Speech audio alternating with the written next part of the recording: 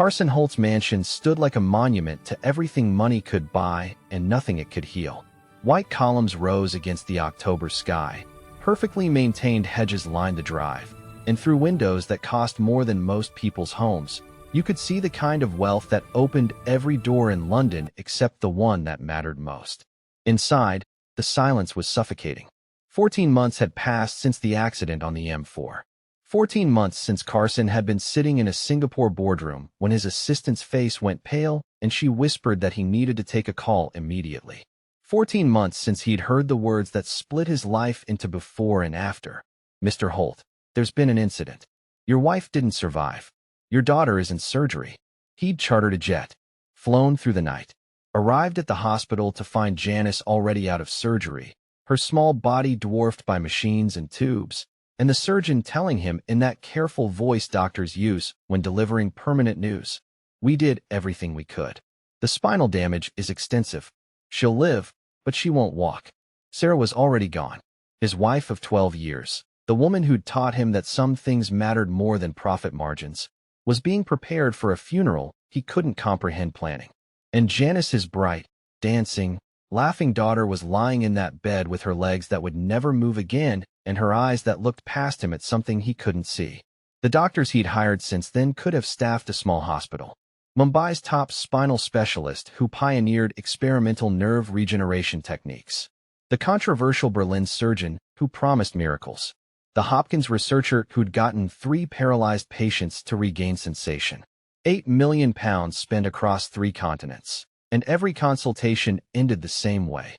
Sympathetic eyes, careful words, the gentle suggestion that perhaps Mr. Holt should focus on helping his daughter accept her new reality rather than chasing impossible cures. But Carson could have lived with the wheelchair, could have modified the mansion, hired the therapists, built the ramps.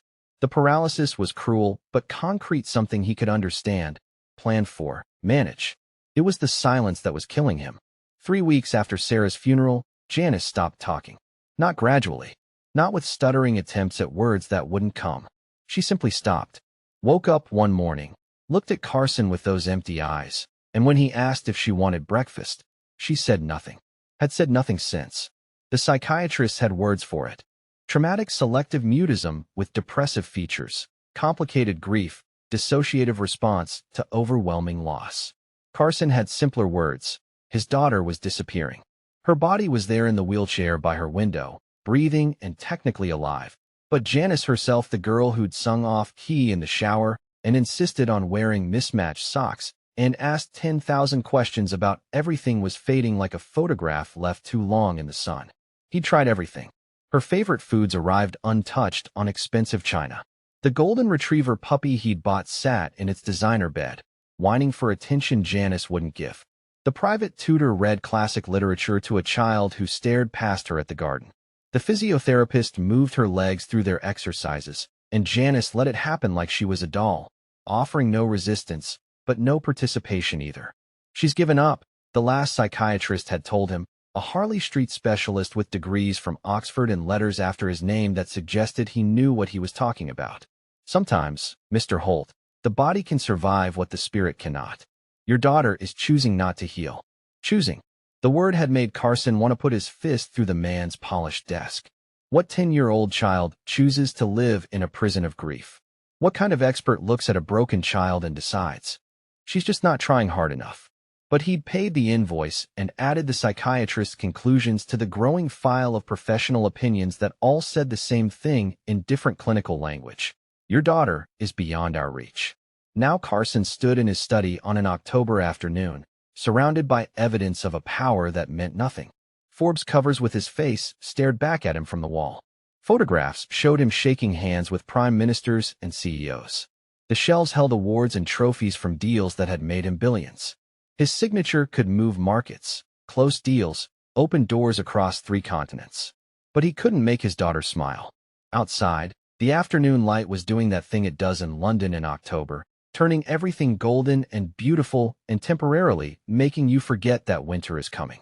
Carson was staring at merger documents he couldn't focus on when he heard something that made him stand so fast his chair crashed backward into the bookshelf. Music. Not from the house's sophisticated sound system. Not from any approved source. From the garden. He moved to the window and felt his heart stop. There was a boy by the fountain. Thin, too thin, with dark skin and clothes that looked like they'd been worn for weeks without washing. Maybe 15 years old, with a phone in one hand that was clearly held together with tape and hope. And he was dancing. Not the kind of dancing Carson had seen at charity galas. Not the careful, taut movements of the ballet performances Sarah had dragged him to. This was something raw and real and alive. The boy moved like water, like fire, like pure joy had taken human form and decided to express itself on Carson's perfectly maintained patio stones. Carson's first instinct was to call security. This was a breach. A homeless teenager on his property. God only knew what he wanted, what he might steal, what kind of threat he might pose. But then Carson saw his daughter. Janis was at her window, and she wasn't staring at nothing. She was watching. Her head was turned, tracking the boy's movements. Her eyes, those empty eyes that hadn't shown interest in anything for 8 months, were alive. And her fingers were moving, tapping against the armrest of her wheelchair in rhythm with the music, keeping time with the boy's feet on the stone. Carson forgot to breathe. The boy couldn't see her. He was lost in his own world, dancing for an audience of hedges and statues, and whoever might be watching from heaven. His movements told a story Carson couldn't quite read, but somehow understood anyway, something about struggle and survival and refusing to give up even when everything says you should. Janis was crying. Not the silent, empty tears that had terrified Carson for months. Real tears, rolling down her cheeks and catching the October light. And her mouth, her mouth was curved upward in something that looked like it might become a smile. Carson watched for 5 minutes that felt like 5 hours. Watched this stranger give his daughter something that £8 million and the world's finest specialists couldn't provide, a reason to feel something other than grief. The boy's phone died. The music cut off abruptly. He looked up at Janis's window as if he'd known she was there all along, and offered a small bow, courtly, respectful, like a performer acknowledging his audience. Then he slipped back through the gap in the hedge Carson hadn't noticed was there and disappeared into London's vast and different streets. Carson ran, took the stairs 2 at a time, burst into Janis's room where Ms. Chun, the nurse, was staring at her patient like she'd witnessed a resurrection. Janis was still crying, still staring at the window where the boy had been. When she saw Carson, she didn't look away, didn't retreat into her usual silence. She whispered, and her voice was hoarse from disuse but clear, "Tomorrow. Will he come back tomorrow?" Carson dropped to his knees in front of her wheelchair. His throat was so tight, he could barely force out words. "I don't know, sweetheart. I don't know." But even as he said it, he knew that if that boy came back, Carson would let him, would protect whatever strange magic had just happened in his garden, would do anything, sacrifice anything, to hear his daughter's voice again. That night, Carson stood by his bedroom window, looking down at the garden where moonlight made everything silver and mysterious. He thought about calling Jeffrey, having him fix the gap in the hedge, securing the property against future breaches. Instead, he did nothing. Because somewhere in London tonight, a homeless boy was sleeping rough, and Carson Holt, billionaire, businessman, father, was praying that tomorrow, that boy would dance again. Dale Landis had learned to count homes the way other kids counted birthdays. 12 places in 3 years, and none of them had been the kind of place where you unpacked completely or put posters on walls or started to think in terms of my room instead of the room where they're letting me sleep for now. Foster family number 1 had seemed promising until their biological son came home from university, and suddenly there wasn't space for the grieving black kid who cried too much. Foster family number 2 had 3 other kids already, and Dale was just another mouth they were getting paid to feed, another body taking up space in an already crowded house. The group home had been the worst: older boys who took his shoes the first night, who laughed when he asked for them back, who taught him that vulnerability was just another word for victim. The emergency shelter near Elephant and Castle had smelled like industrial cleaner trying to mask despair, and the social workers there had kind eyes but too many cases, and Dale had learned quickly that if you weren't actively dying or causing problems, you became invisible. So he'd chosen his own invisibility instead, left one night, and hadn't gone back. Now he lived under the railway bridge near Waterloo with Marcus, who was 17 and had been on the streets since 13, and had eyes like someone much older, and Jenna, who was 16 and didn't talk about where she came from, and Uncle Pete, who wasn't anyone's actual uncle but shared his cigarettes and the tricks for staying warm and never asked questions that might hurt to answer. It wasn't much. A collection of sleeping bags and cardboard and plastic tarps that leaked when it rained hard. But it was his in a way nothing had been since his mom died, since cancer had taken the only person who'd ever looked at Dale and seen someone worth keeping. "Boy, Dale, stop that bloody dancing and come help with the fire." Marcus's voice cut through the October afternoon, and Dale finished the spin. He was working on something he'd seen in a music video, playing on a shop window display in Soho. All sharp angles and controlled falls before jogging over to where Marcus was gathering cardboard from behind the Tesco. "You're gonna dance yourself into trouble one day," Marcus muttered, not looking up from his work. "Drawing attention. That's how you get moved along by the police. That's how you end up somewhere worse than here."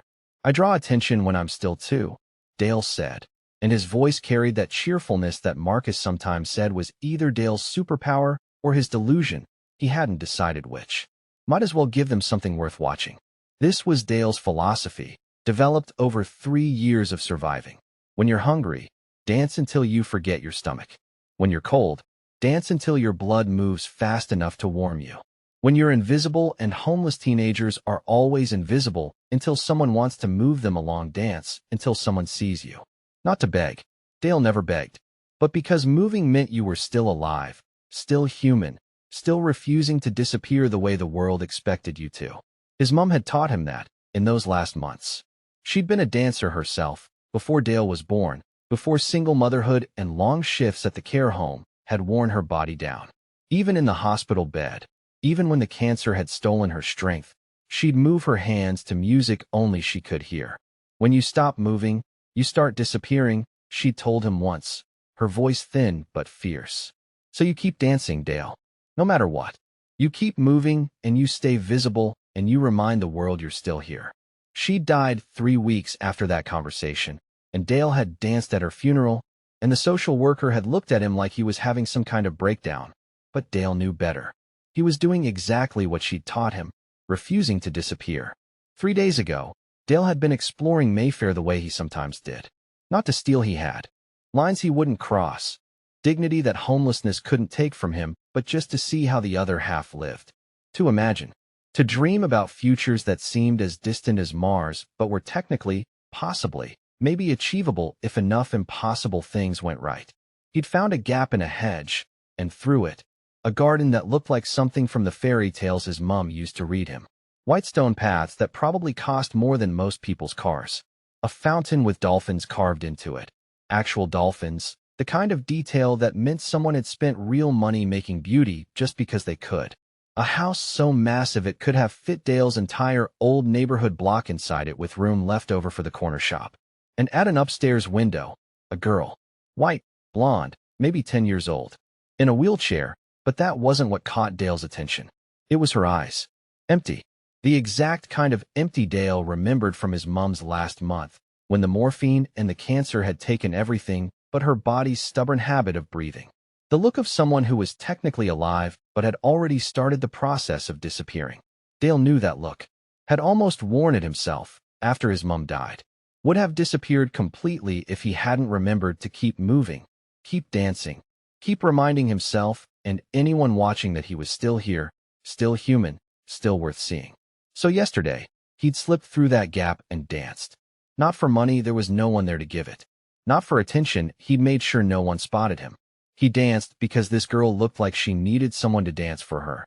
And Dale understood in his bones that sometimes the only thing standing between you and vanishing completely is someone else's witnessing. Someone else's seeing you and acknowledging you're real. When his phone had died and the music stopped, Dale had looked up at her window. She'd been crying. But crying was better than nothing. Crying meant you could still feel something other than numbness. Crying meant you weren't completely gone yet. "You going back to that house tomorrow?" Marcus asked now, arranging cardboard like he could read Dale's mind, which maybe he could after months of living in the same few square meters. "Yeah. Why?" "You can't eat their grass, mate. You can't spend their view. That garden won't put food in your stomach or a roof over your head." Dale thought about how to explain it. "That girl in the window. She's dying, Marcus. Not in her body, Maybe, but in her spirit. I've seen that look before. On my mom. On myself, after. That look that says you're done trying. Done hoping. Done being here even though your heart's still technically beating. And you think your dancing's gonna save her? Marcus laughed, but it wasn't mean. Just tired. The laugh of someone who'd stopped believing in salvation. Nah, Dale said honestly. But maybe it'll remind her she's still alive. That there's still music in the world. That someone sees her. That's all dancing ever does, innit? Reminds you you're still here, still part of things, still connected to something bigger than your own pain. The next afternoon, Dale made his way back to Mayfair. Same route, same time, but he'd made an effort. Washed his face in the public toilet at Waterloo Station. Cleaned his trainers with wet paper towels until they looked almost presentable. Combed his hair with his fingers. He didn't know why it mattered. The girl couldn't really see him from that distance anyway, but it did. Felt like respect. Like showing up properly for something that mattered. He slipped through the hedge gap at exactly 3 p.m. when the October sun hit the garden at its prettiest angle, making everything golden and warm. He set his phone on the fountain's edge. He'd charged it at the library that morning, sitting in the reference section pretending to read while his phone sucked power from the outlet under the table and scrolled to his playlist. Songs his mom had loved. Beyoncé's Halo because his mom had said it sounded like what angels might sing. Michael Jackson's Man in the Mirror because she'd said that was Dale's song, about becoming the person you're meant to be. Some grime that made him feel powerful. Some gospel that made him feel less alone. He pressed play, and he danced. Not for the statues with their marble faces. Not for the hedges trimmed into unnatural perfection. For the girl in the window who, when Dale glanced up mid-spin, was already there. Waiting. Watching. Her face pressed so close to the glass that Dale could see the fog of her breath blooming and fading against it. He danced harder. Told stories with his body the way his mom had taught him. This movement meant struggle. This one meant hope. This spin meant refusing to give up, even when everything says you should. Somewhere inside that massive house, Dale knew there were people who would call the police if they saw him. A black teenager in their exclusive Mayfair garden? They'd assumed the worst. Always did. Theft, drugs, violence. All the things people assumed about boys who looked like Dale, especially boys who looked like Dale and were obviously poor. But Dale didn't dance like someone who was stealing. He danced like someone who was giving. Giving joy. Giving life.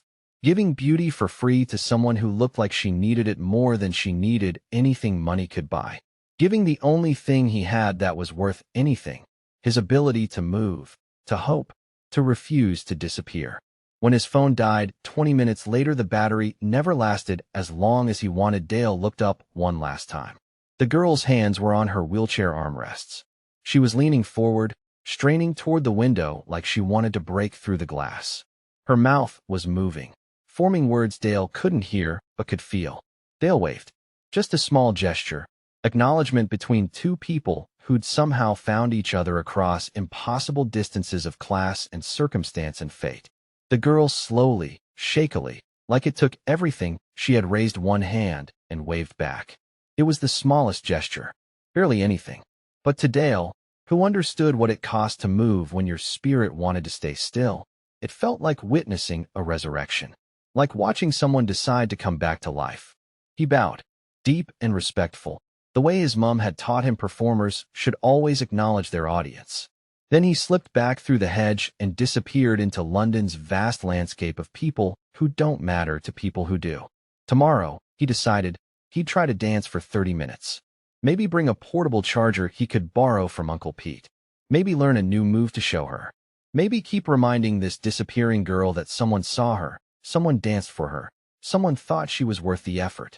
Behind his study window, Carson Holt watched the boy vanish into the street and realized two things with perfect clarity. One, this boy was coming back. And two, Carson was going to let him. Because for the first time in 14 months, his daughter had waved. Carson didn't tell anyone about the boy. Not Jeffrey, who'd been head of security for 15 years and prided himself on knowing everything that happened on the estate. Not Mrs. Davies, who managed the household staff with military precision. Not his business partners, who already thought grief had made him erratic. He simply allowed it to continue. This strange arrangement that had no name and followed no rules he'd ever learned in all his years of negotiating contracts and managing risk. Every afternoon at 3 p.m., the boy slipped through the hedge.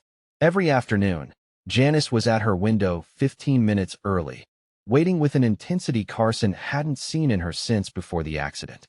And every afternoon, Carson found an excuse to work from his study where the angle was just right to watch without being seen. He was ashamed of the secrecy. A grown man, a billionaire whose name commanded respect in boardrooms across 3 continents, hiding behind his own curtains to watch a homeless teenager dance in his garden. It felt absurd, undignified, like something he should put a stop to immediately. But he was more terrified of stopping it. Because Janis was changing. Day 3, Ms. Chun came to find him with confusion written across her face. "Mr. Holt, Janis asked me to open her window. She said she wants to hear the music properly." Carson had to sit down. Janis had asked for something. Voluntarily. With actual preference and desire in her voice. Day 5, Mrs. Davies reported that Janis had eaten an entire lunch without prompting, without the usual negotiating and pleading and eventually giving up. When Carson asked why, Ms. Chun said quietly, "She told me she needs energy for the afternoon." Day 7, Carson entered Janis's room and found her trying to clap along to a song she was humming. When she saw him, she didn't stop, didn't retreat into the protective silence that had become her fortress. She just looked at him with something like joy in her eyes and said, "Daddy, do you hear that? Listen, it's beautiful." Carson listened. From the garden below, he heard the tinny speaker playing what sounded like old Motown, something with horns and soul that belonged to a different era. He heard the rhythm of feet on stone, precise and purposeful. He heard something he hadn't heard in this house since the accident, since grief had moved in and taken up residence in every room. Life. "Yes, sweetheart," he whispered, his throat tight. "It's beautiful." By week 2, Carson had begun timing his conference calls to end before 3 p.m. His assistant, Patricia, mentioned that he seemed to have developed a sudden interest in afternoon meditation. His business partners joked carefully that maybe he was finally cracking under the stress of single fatherhood. They weren't entirely wrong. Something in him was cracking, but it felt more like breaking open than breaking down. Every day he watched. The boy Dale, Carson had learned after hiring a private investigator who'd reported back with details that made Carson's chest ache. 15 years old, mother dead from cancer, failed foster placements. Currently homeless, was remarkably talented. Not just athletic, though he moved with a grace that suggested natural ability honed by endless practice. He was artistic. He told stories with his body. Sometimes the dance was joyful, all spinning and leaping that made Carson think of celebration and freedom. Sometimes it was slower, more contemplative, like he was painting emotions in the air with movements that spoke of loss and survival and refusing to surrender. And Janis responded. Week 2, day 3, she clapped. Actually clapped. Her hands coming together in rhythm, matching Dale's movements. Something the Swiss physiotherapist had said might never happen again because the accident had damaged her motor planning, had severed the connection between intention and action. Carson had to leave his study and lock himself in the downstairs bathroom, where he cried so hard he thought he might be sick. When he'd composed himself enough to return, Janis was still clapping, and Dale was dancing like her applause was the only music he needed, like it was worth more than a standing ovation at the Royal Opera House. Week 2, day 6, Ms. Chun came running to find him, her professional composure completely abandoned. "Mr. Holt, you need to hear this." She's making sounds. Happy sounds.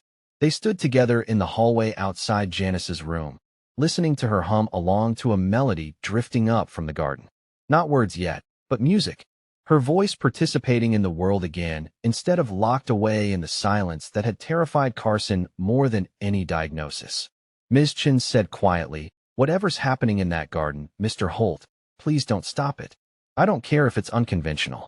I don't care if it doesn't make medical sense. It's working." But week 3 brought fear.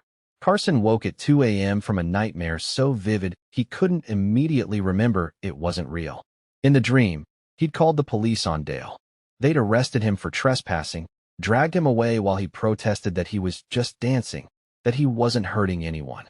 And Janis had been at her window, screaming, but no sound came out. She was fading, becoming transparent, vanishing because Carson had chosen property rights over his daughter's soul. He went to Janis's room, his heart still pounding from the dream. She was asleep, but she was smiling. Actually smiling in her sleep. Her face peaceful in a way it hadn't been for 14 months. When was the last time Carson had seen that expression? When was the last time Janis had gone to bed with something other than grief written on her features? He realized with growing horror that his daughter's recovery was completely dependent on a boy who had no idea Carson even knew he existed. A boy who was technically trespassing, who could be arrested at any moment if a neighbor complained or a police officer got curious. A boy who could be moved to another part of the city by social services, or who could simply decide one day that dancing for a girl in a window wasn't worth the effort anymore. A boy who could stop coming, and Janis would collapse back into her silence. And it would be even worse than before, because now she knew what she'd lost. Now she'd remember what it felt like to be alive. Carson made a decision. He needed to talk to Dale, needed to understand, needed to find some way to protect this fragile, impossible thing that was saving his daughter's life. Week 4, he timed it perfectly. 3:45 p.m. Dale's phone had just died, the music cutting off mid-song. The boy was gathering his things, preparing to slip back through the hedge like he'd done every day for nearly a month. Carson walked into the garden. Dale froze. Carson could see the calculation happening in the boy's eyes, the survival instinct kicking in. Run? Fight? Apologize and hope for mercy? Don't leave, Carson said. It came out harsher than he intended, like an order, like he was used to giving commands that people followed. He tried again, softer. Please, I need to talk to you. Dale stood his ground, but his body was coiled tight, ready to bolt. I wasn't stealing anything, sir. I swear on my life. I just your daughter. She looked. I thought maybe I know why you came. Carson interrupted. I've been watching. Every day? For 3 weeks. Dale's eyes widened, fear and confusion warring on his face. You've been watching? Yes. And you didn't call the police? No. Why not? The question came out aggressive, defensive, like Dale was trying to understand the rules of a game no one had explained. Carson looked up at Janis's window. She was there, pressed against the glass, her face worried. He looked back at Dale and really saw him for the first time without the distance of his study window. This boy was thin, too thin, the kind of thin that spoke of missed meals and chronic hunger. His clothes were clean but worn through in places, held together with careful stitching. His trainers had holes that let in rain. But his eyes were clear and his spine was straight. And there was something in the way he held himself that reminded Carson of soldiers he'd met battered but unbroken, carrying wounds that didn't show but shaped everything. Because, Carson said slowly, for 3 weeks, I've watched you do something that 12 of the world's best doctors couldn't do. You made my daughter smile. Dale's expression shifted from defensive to something softer. She's your daughter? Yes. Her name is Janis. She hasn't spoken properly in 8 months. Hasn't shown interest in anything. Hasn't been herself. Until you started dancing. I didn't mean to intrude, Mr. Holt. Carson Holt. Dale's eyebrows rose. Even homeless teenagers living under railway bridges knew that name. The Carson Holt? The billionaire? Yes. And you're Dale Landis. You're 15. You've been in the foster system. You currently sleep under the railway bridge near Waterloo. Carson saw Dale's shock and added quickly, I had you investigated. I needed to know if you were dangerous. And Dale's voice turned hard, defensive again. Am I? Carson looked at this boy, this child, really, because 15 was still a child no matter what the streets had taught him, and felt something shift in his chest, some wall he'd built starting to crack. No, you're not dangerous.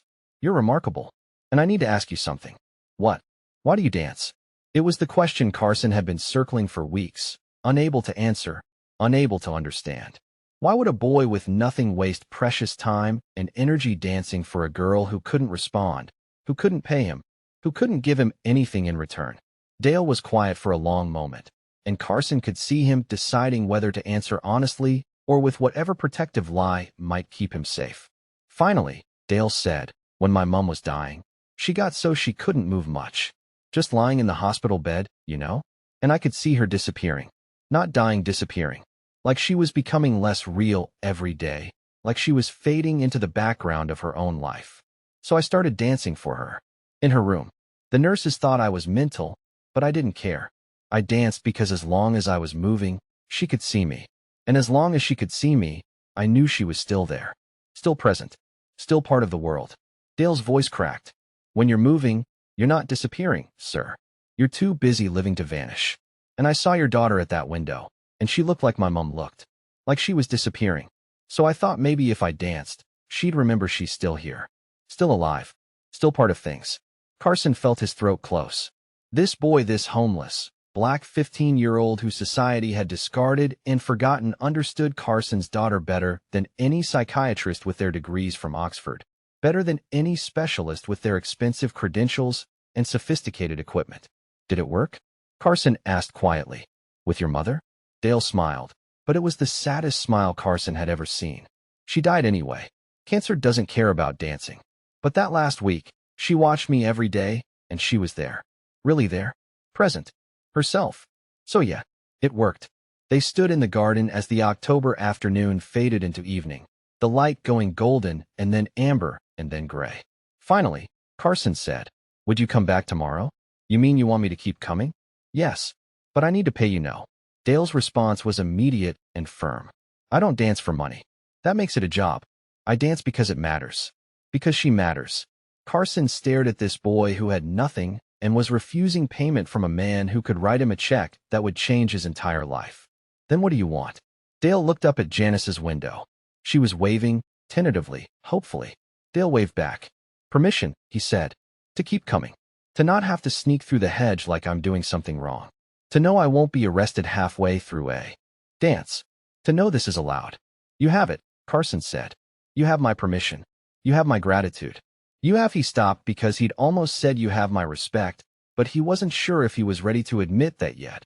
Wasn't sure if he was ready to acknowledge what it meant that this homeless teenager had more integrity than most of the people Carson did business with. Dale nodded. Same time tomorrow? Same time tomorrow. Dale headed toward the hedge, then turned back. Mr. Holt? Your daughter. She's not disappearing anymore. Just so you know. She's coming back. After Dale left, Carson sat on the stone steps where the boy danced, and he wept. Not from grief this time. From hope. From gratitude. And from shame. Because he'd spent 3 weeks hiding, watching, investigating, calculating, approaching this entire situation like it was a business problem to be solved.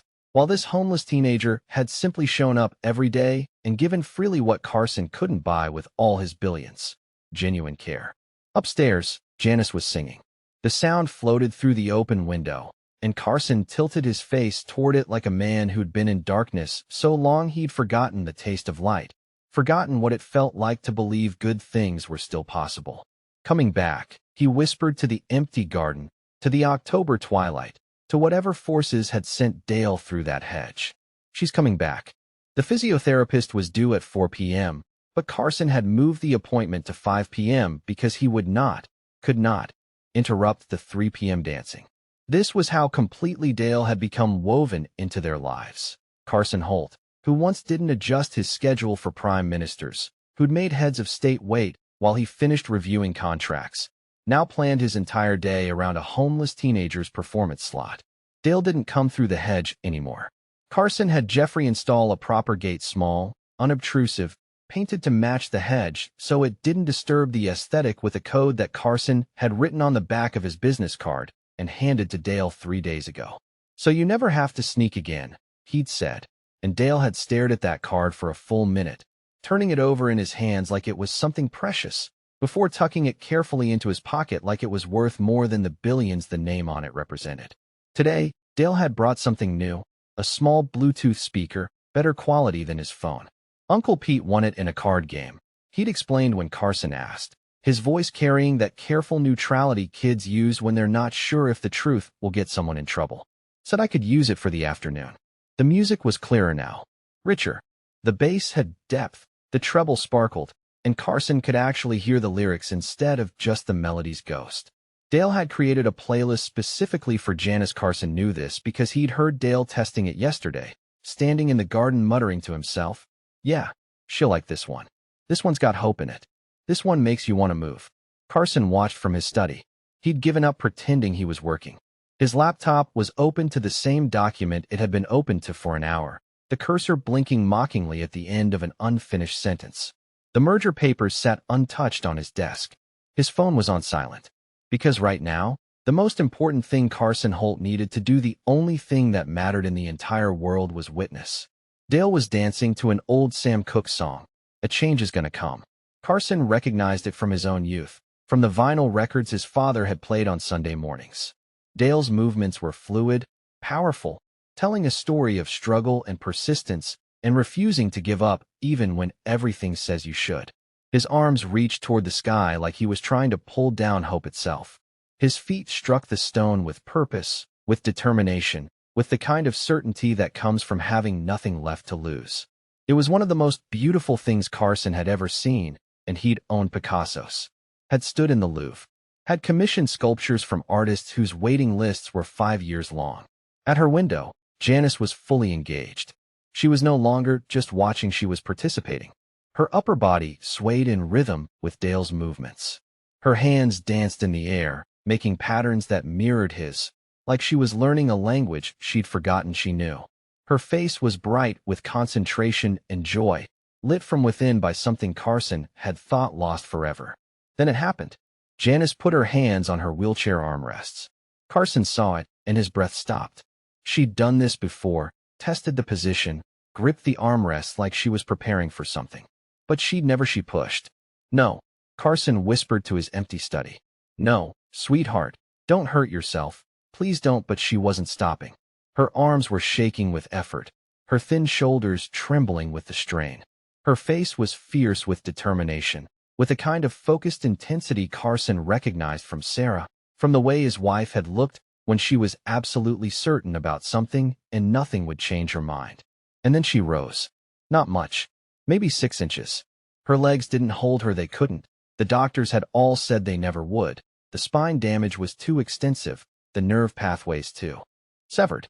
But her arms and her core and her sheer force of will lifted her body out of that chair for 1 second, 2 seconds, 3 seconds. She dropped back hard. And Carson was already running, already taking the stairs 3 at a time, his heart in his throat because she could be hurt. She could have damaged something. She could have undone whatever fragile progress they'd made. He burst into her room. Ms. Chun was already there, kneeling by the wheelchair, her professional hands checking Janis over with swift efficiency. And Janis was crying and laughing at the same time. And when she saw Carson, she shouted, actually shouted with a voice that filled the room. "Daddy! Daddy!" I stood up. "Did you see? Did you see me?" Carson fell to his knees in front of her wheelchair. He was crying too hard to speak, tears streaming down his face in a way they hadn't since Sarah's funeral. He just nodded and pulled her into his arms, and she was laughing and saying, "I did it. I really did it." And Carson was thinking through his tears. She spoke. Full sentences. Voluntarily. Joyfully. Without prompting or coaxing or therapeutic intervention. Through the window, he could see Dale in the garden. The boy had stopped dancing. He was standing perfectly still, looking up at Janis's window. And even from this distance, even through Carson's tears, he could see that Dale was crying too, his face wet with tears that caught the October sunlight. Carson carried Janis to the window. She was light. Too light. Because she hadn't been eating enough for months and her muscle mass had wasted away, and opened it wide. "Dale!"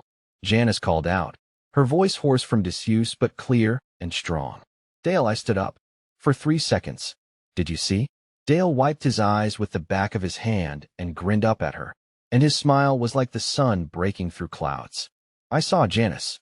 You were brilliant. Absolutely brilliant. Tomorrow we try for 4 seconds, yeah?" "Yeah."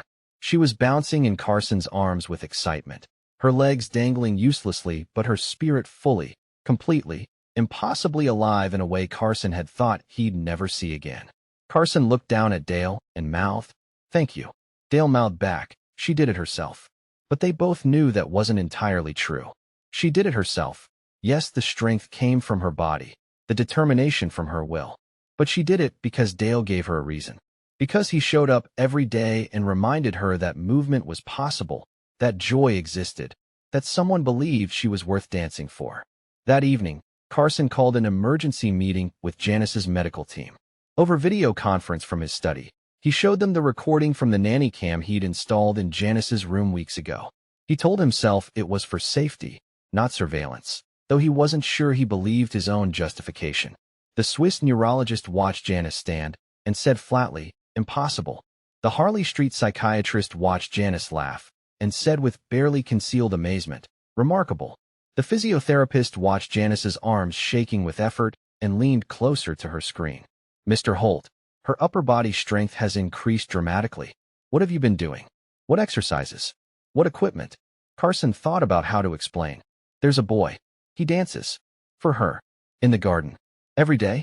Silence on the video call. For medical professionals staring at him through their cameras like he'd just announced he was treating paralysis with fairy dust. I'm sorry, the neurologist said finally, his accent making the words sound even more skeptical. A boy dances? And this is your daughter's treatment protocol? It's working, Carson said flatly. Mr. Holt, with respect, your daughter has shown minimal progress for 8 months. We've tried everything: nerve stimulation, experimental medications, intensive physiotherapy. Now suddenly she's bearing weight? I need to see her. We need to run tests, do imaging. This could be a spontaneous nerve regeneration event, which would be medically miraculous? Carson suggested, his voice sharp.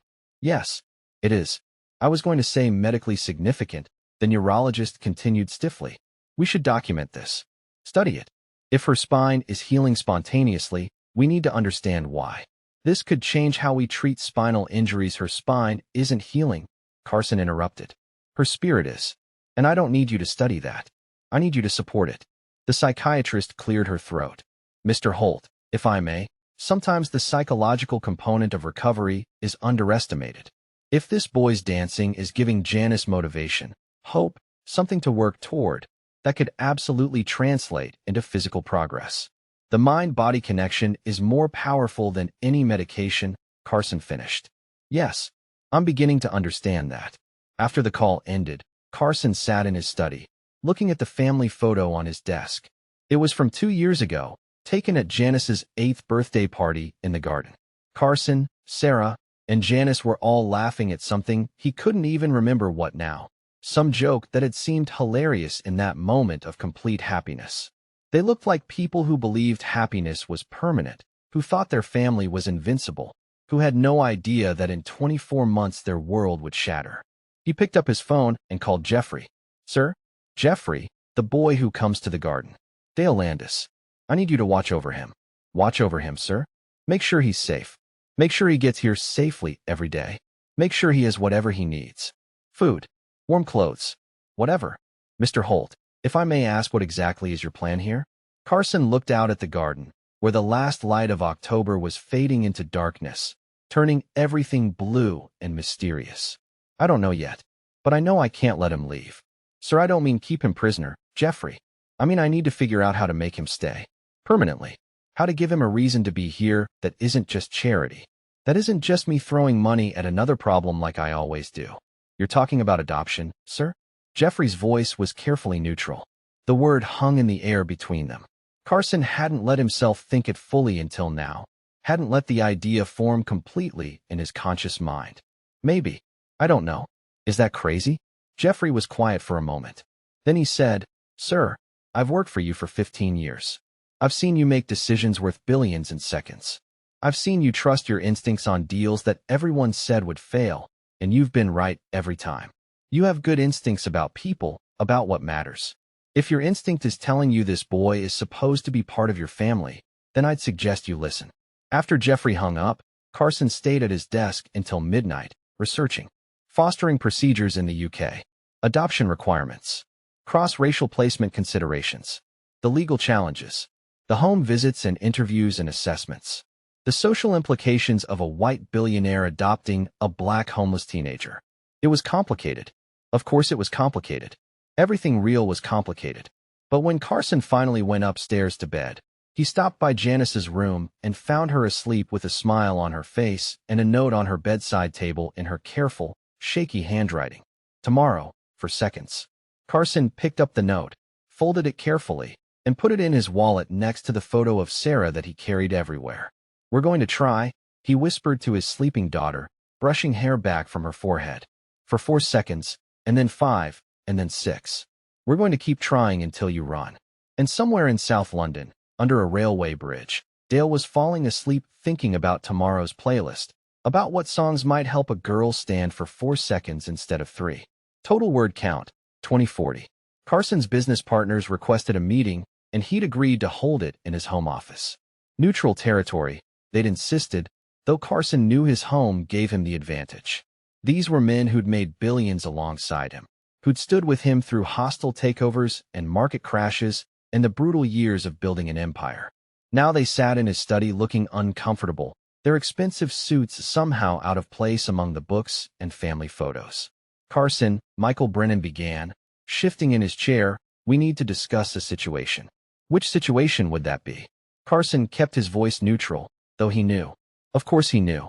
One of them had seen Dale in the garden, or heard about him from staff who gossiped, or simply done the math. Carson Holt, who used to work 16-hour days, now disappeared every afternoon at 3 p.m. and wouldn't answer his phone. "There's a boy," James Porter said bluntly, abandoning the diplomatic approach. "A homeless black boy, coming onto your property daily." "We're concerned." "Concerned about what?" Carson's voice was dangerously quiet. "About optics. About safety. About the message it sends." James leaned forward. "Carson, you're about to close a £2 billion merger with the Silverstein Group. Do you know what Nathan Silverstein's politics are?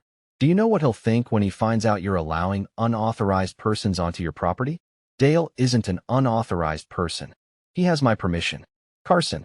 Michael's voice carried that careful tone people use when they think you're not thinking clearly.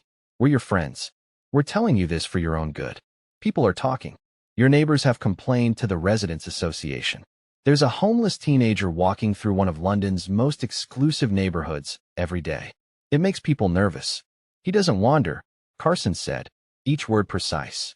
"He walks to my gate, enters my garden, dances for my daughter, and leaves. He doesn't speak to anyone. He doesn't cause problems. He doesn't." Carson stopped, took a breath. "He's helping Janis heal." "We're glad Janis is improving," James said carefully, like he was navigating a minefield. "Truly we are. But Carson, there are proper channels for this sort of thing. Hire him as some kind of entertainment, if you must. Pay him to attend a youth program. Send him to school. Fund his education. But don't just let him show up every day like he's family." Carson finished. The room went silent. Michael and James exchanged glances, the kind of wordless communication that came from decades of working together. "You're not serious," Michael said finally. "Carson, tell me you're not thinking about what? Fostering him? Adopting him? This is a street kid. You don't know his history. You don't know what kind of trouble he might bring." "I know enough," Carson interrupted. "I know he's more dedicated to my daughter's well-being than any of the specialists I've paid millions. I know he asks for nothing in return. I know my daughter speaks now, laughs now, tries now because of him. What else do I need to know? His criminal record?" James suggested. "His drug use? His associations?" "Carson, kids living on the streets, he has no criminal record. He doesn't use drugs. He's been failed by the system, not corrupted by it. And I'm in a position to change that." Michael stood up, his face flushed. "Carson, I'm saying this because I care about you. This will destroy your reputation. Adopting a black teenager from the streets? The media will have a field day. Your business relationships will suffer. People will question your judgment, your stability. The Silverstein merger will fall apart. Nathan already has concerns about the stability of our partnership after Sarah's death. This will confirm every doubt he has. Then let it fall apart." "Carson," I said, "let it fall apart." Carson stood too, facing his partners across the desk that had witnessed 1,000 deals. "When my wife died and my daughter nearly died, where were you? You sent flowers. Lovely flowers.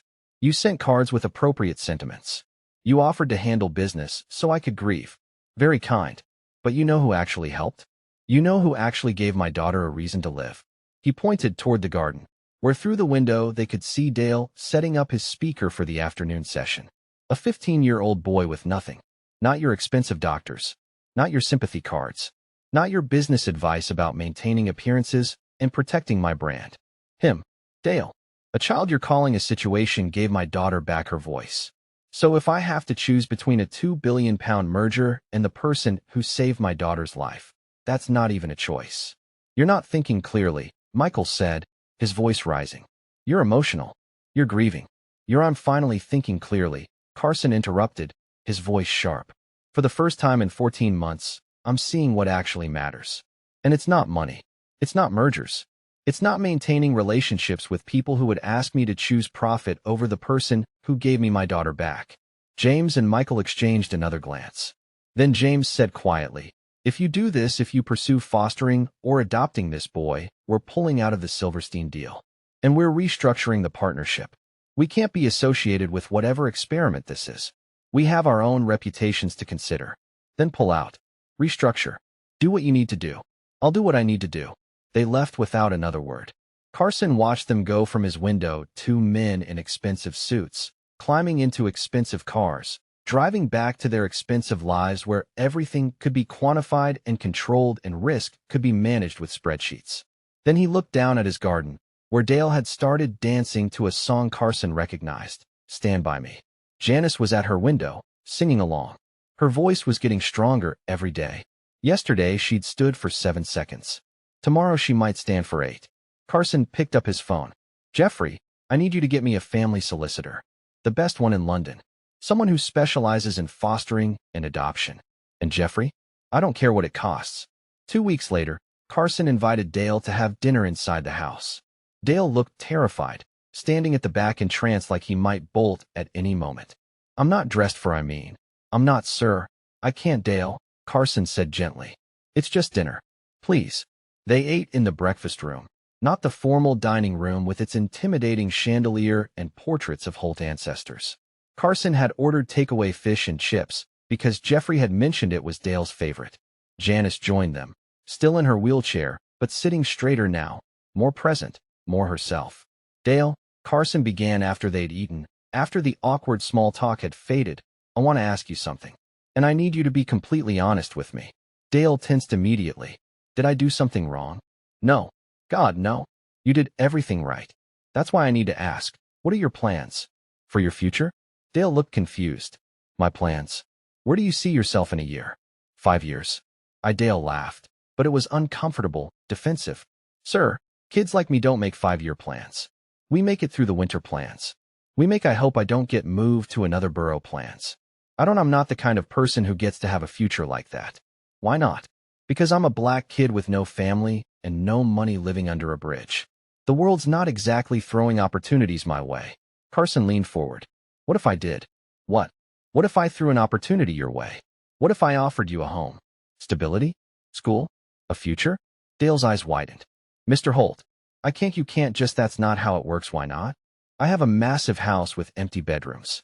I have resources. And my daughter has a connection with you that I can't deny and won't disrupt. So I'm asking, would you consider living here? Officially? Legally? You're talking about fostering. Dale's voice was very quiet, like saying it too loud might make it disappear.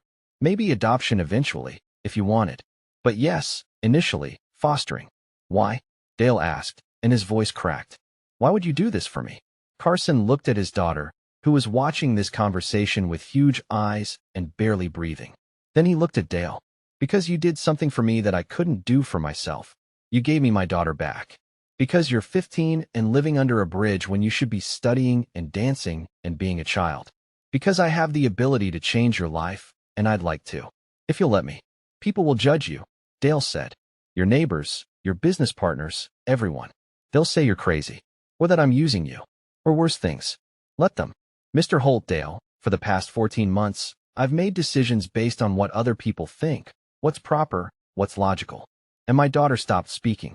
Then you showed up and broke all the rules, and she started living again. So I'm done listening to what other people think is right. I'm listening to this. Carson tapped his chest.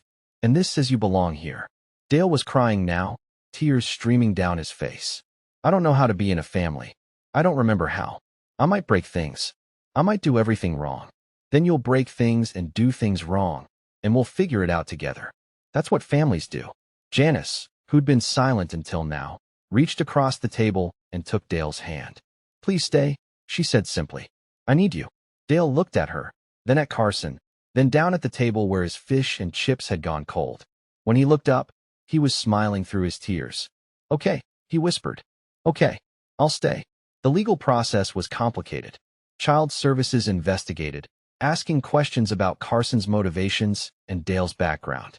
Social workers evaluated the home, interviewed everyone from Jeffrey to Ms. Chun. Dale's former foster families were contacted, some offering tepid support, others expressing skepticism. There were hearings, home visits, psychological assessments. interviews that felt invasive and necessary all at once. But Carson Holt, when he wanted something, knew how to get it. And what he wanted was to give Dale a home. The papers were finalized on a Tuesday in April. Dale officially became Carson's foster son, with the plan to move toward adoption after a year if everyone agreed. Everyone included Dale, and Janis, and even Marcus and Uncle Pete, who visited the mansion for a celebration dinner and looked around at the chandeliers and marble like they'd stumbled into a parallel universe. "You doing all right?" Marcus asked Dale in the garden afterward. "Not too weird, all this?" "It's weird," Dale admitted. "I keep waiting for someone to tell me it's a mistake, that I don't belong here. But then Janis asks me to help her with her physio exercises, or Carson asks what I want for dinner, and it feels right. Like maybe I do belong. Like maybe the universe was waiting for me to get here." "You earned it," Marcus said quietly. "All those years dancing when everyone else was giving up. You were dancing towards something, Dale. You just didn't know what it was yet." Now, 6 months after that first afternoon, Janis walked with leg braces and crutches. She was determined to walk unaided by her 11th birthday. Dale attended a private school, catching up on the education he'd missed. Carson had restructured his entire company, stepping back from day-to-day operations to spend more time with his children. His children, plural. The mansion had changed. There was music now, always music. Dale's friends from the streets visited regularly. Carson had established a youth program called Dancing Forward that helped homeless teenagers get training in performing arts. The formal dining room had been converted into a dance studio with sprung floors and mirrors. And every afternoon at 3 p.m., Dale and Janis still went to the garden. He danced. She watched and clapped and sometimes sang along. Except now she stood, holding her crutches, swaying to the music. "You don't have to keep dancing for me," she told him once. "I'm better now." "I know," Dale had said, smiling. "But I'm not dancing for you anymore. I'm dancing with you. Because that's what family does. We dance through the hard times. Together." Carson stood at the window of his study, watching Dale teach a group of young people from the Dancing Forward program. There were 8 of them today, all kids who'd aged out of foster care or slipped through the system's cracks, all carrying the particular wariness that came from learning too young that the world didn't have space for them. Dale was showing them that movement, art, and joy weren't luxuries reserved for people who could afford them. They were survival tools available to everyone. Weapons against invisibility, proof that you were still here and still mattered. Janis was out there too, demonstrating modifications for adaptive dance movements that included wheelchair users, people with crutches, anyone who needed to move differently but still wanted to move. She was walking now, though she still used the crutches on difficult days, still wore the leg braces that helped support what the doctors had said would never work again. But she was walking, and teaching, and laughing in a way that made Carson's chest ache with gratitude so intense it felt like prayer. His phone rang.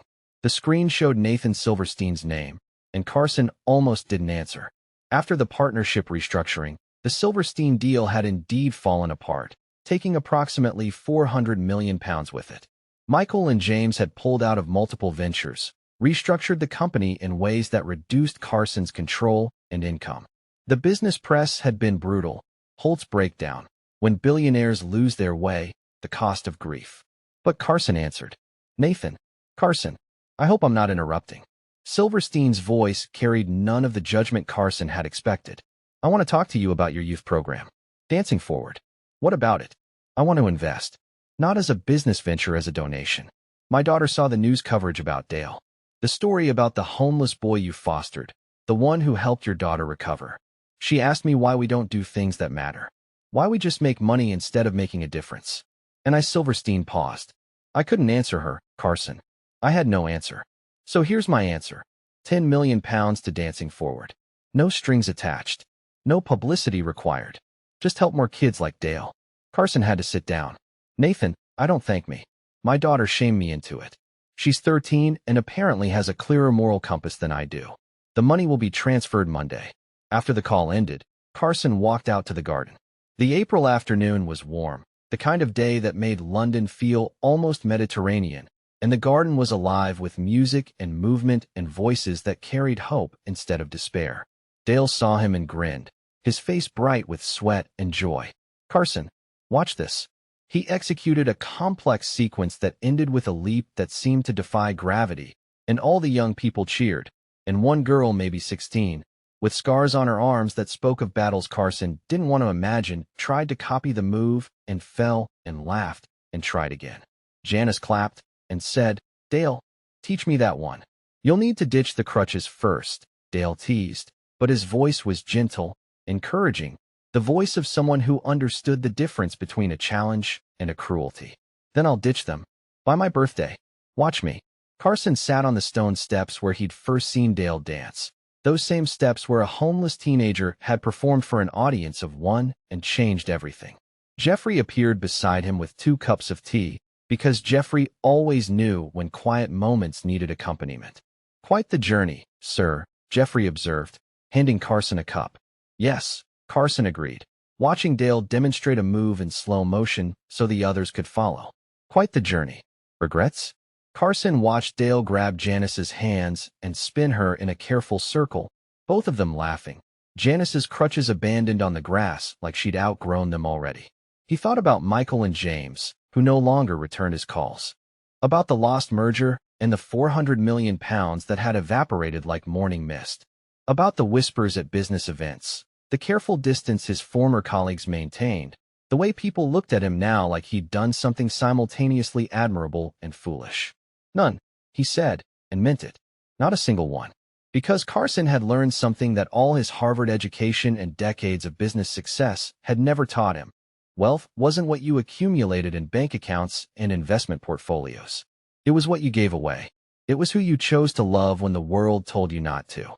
It was the courage to dance when everything was falling apart, and the wisdom to recognize that sometimes the people who had nothing were the ones who could give everything. "Do you know what my net worth is now?" Carson asked Jeffrey, taking a sip of tea that tasted like comfort and normalcy. "I believe Forbes put it at £8.7 billion after the restructuring, sir." "No," Carson said, and his voice was certain, settled, at peace in a way it hadn't been since before Sarah died. "My net worth is that boy dancing with my daughter. Everything I own, everything I've built, all of it is worth exactly as much as the joy on their faces right now. Which means I'm the richest man in the world." Jeffrey smiled, one of his rare genuine smiles that transformed his usually professional demeanor. "Indeed you are, sir. Indeed you are." The April sun was setting over London now, turning the garden golden, painting everything with that particular light that made ordinary moments feel sacred. Dale and Janis danced together, and the other young people joined them, and their laughter filled the mansion that had once been silent with grief, had once felt like a mausoleum where happiness went to die. Carson thought about the journey that had brought them here, the accident that had shattered everything, the months of silence and despair. The afternoon a barefoot teenager had slipped through a hedge and started dancing because a girl in a window looked like she was disappearing. The choice to let it continue. The bigger choice to make it permanent.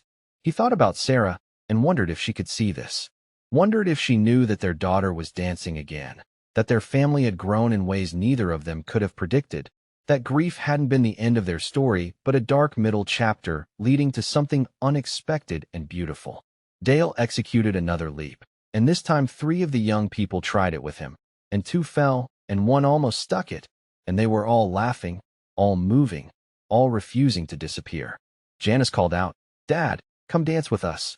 Carson looked at Jeffrey, who nodded encouragingly. "Go on, sir. I'll hold your tea." So Carson Holt, billionaire, businessman, father walked across the grass to where his children waited. Dale showed him a simple step, patient and encouraging. Janis held his hand and counted the rhythm. And Carson danced, awkwardly at first, and then with growing confidence. And he understood finally what Dale had been trying to teach all along. Movement was life. Joy was resistance. Dancing was how you remembered you were still here, still part of the world, still capable of hope. As the sun dipped below the London skyline, turning the sky orange and pink and purple, the garden filled with music and movement, and the particular magic that happens when broken people choose to help each other heal. Carson Holt had made many investments in his life, had bought companies and sold them, had traded in futures and options and derivatives, had accumulated wealth in numbers so large they stopped meaning anything. But the best investment he ever made wasn't in technology or real estate or mergers. It was in believing that a homeless boy's dance could change the world. And it did. Not just Janis's world, though she was walking now and laughing and teaching others the movements that had saved her. Not just Dale's world, though he had a home now and a family and a future that stretched beyond surviving the winter. But the world itself, in small ripples that spread outward. 8 young people learning they mattered, Marcus visiting on Sundays for dinner, Uncle Pete offered a job maintaining the estate, Nathan Silverstein's daughter learning that wealth came with responsibility. True wealth, Carson understood now, wasn't measured in currency. It was measured in the lives you touched, the love you gave, and the courage you showed when choosing what mattered over what was easy. Dale had danced his way into a family, and in doing so, he taught a billionaire that the most valuable thing you could own was a heart open enough to recognize grace when it arrived barefoot in your garden. The music played on. The dancers spun and leaped and fell and tried again. And Carson stood in the center of it all, holding his daughter's hand and his son's, and knew with absolute certainty that he was exactly where he was supposed to be. Doing exactly what he was supposed to do. Finally, completely, impossibly wealthy. To all my amazing viewers, thank you. Every time you watch, like, and share my videos, you keep the echoes of love alive. Your support, your comments, and your time mean more than you know. This channel exists because of you. I appreciate you deeply.